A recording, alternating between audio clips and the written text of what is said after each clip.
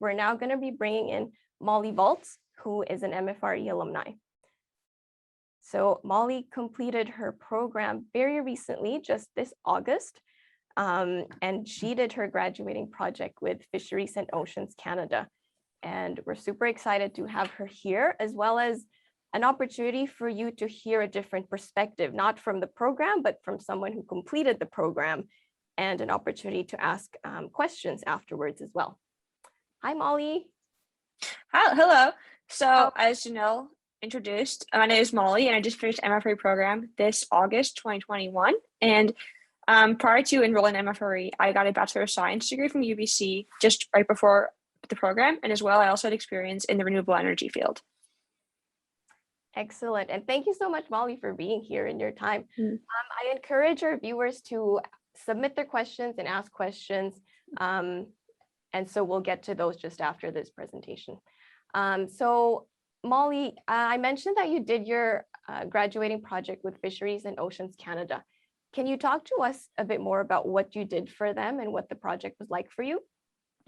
Yeah, sure. So I worked as a junior economist for Fisheries and Oceans Canada, and that entailed a lot of independent, both policy and quantitative work. So it gave me a good kind of jack of all trades, day-to-day tasks of an economist.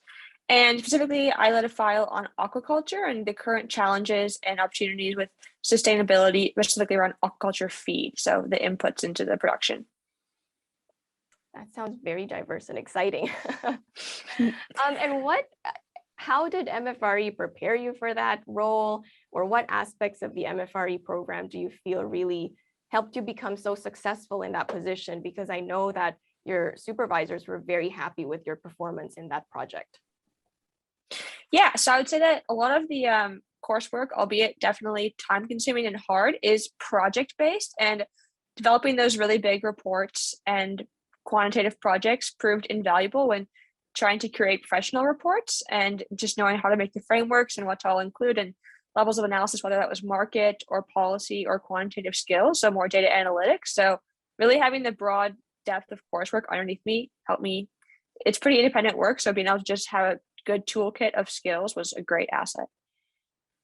That's awesome. Thank you. Do you have advice for potential applicants into the program? That's a good question.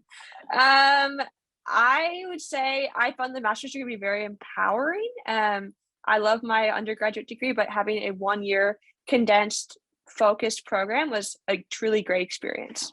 So just go for it. If you're thinking about it, just try to apply. I love that. Thank you. Thank you. All right. We will have you stick around with us for a few questions. I'm sure the audience have some questions that they want to ask you. So we'll just spend a few seconds kind of collecting them. So please do ask your questions. There should be a Q&A box in this webinar, and you can remain anonymous. We won't call out names. So as you have questions, let us know.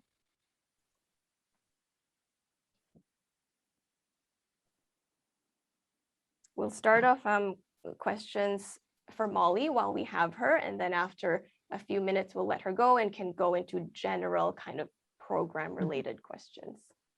Maybe while we're waiting, I have a question for you, Molly.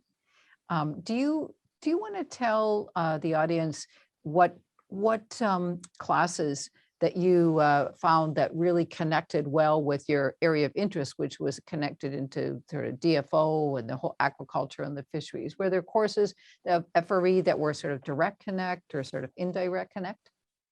Sure. Yeah, I would say that in terms of direct connections, a lot of it came into play in term 2 when you kind of got to specialize in your courses, and more of the environmental economics courses with Dr. Gulati, as well as there's a fishery economics course with actually the prof worked for the DFO. So that was a great experience there. And then fundamentally, I would say across the board, I know the FRE, the term 1 business course was huge toolkit of skills that I applied, which is Colleen, Dr. Wiseman's course.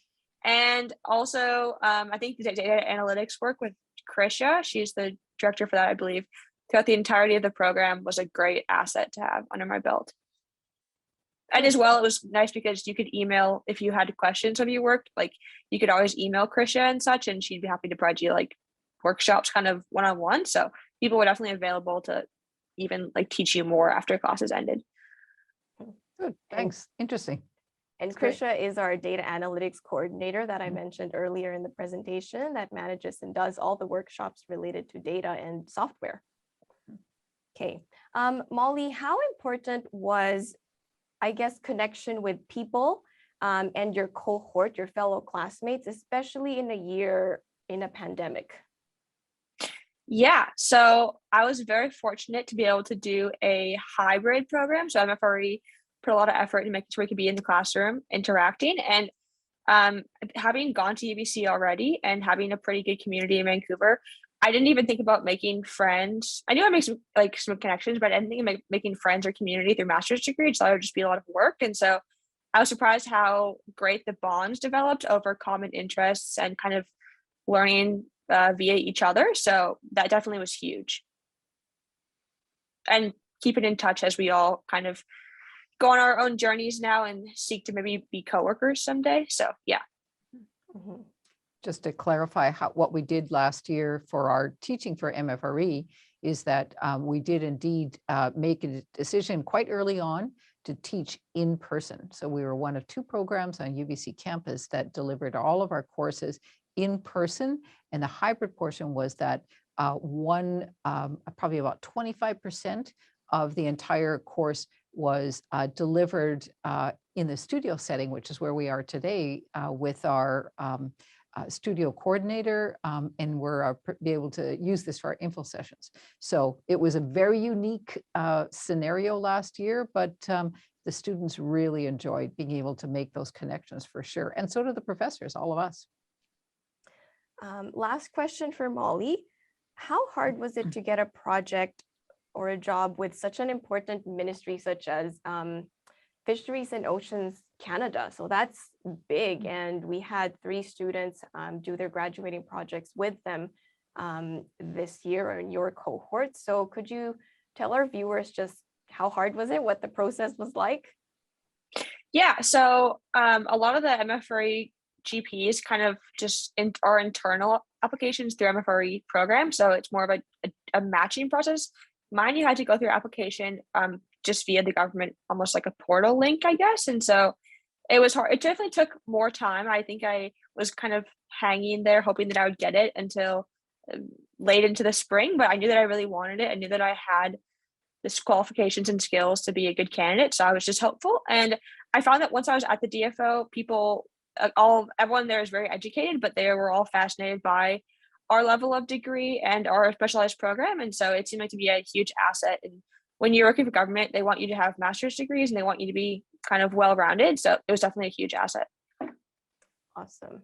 Thank you for that. Thank you for your time and thank you for sharing your insight with us. We'll definitely keep in touch, but for now, we shall let you go. I know this is important time for you as well. So we'll see you soon. And thank you again, Molly. Bye, Yeah, Molly. thank you, everyone. Thank you.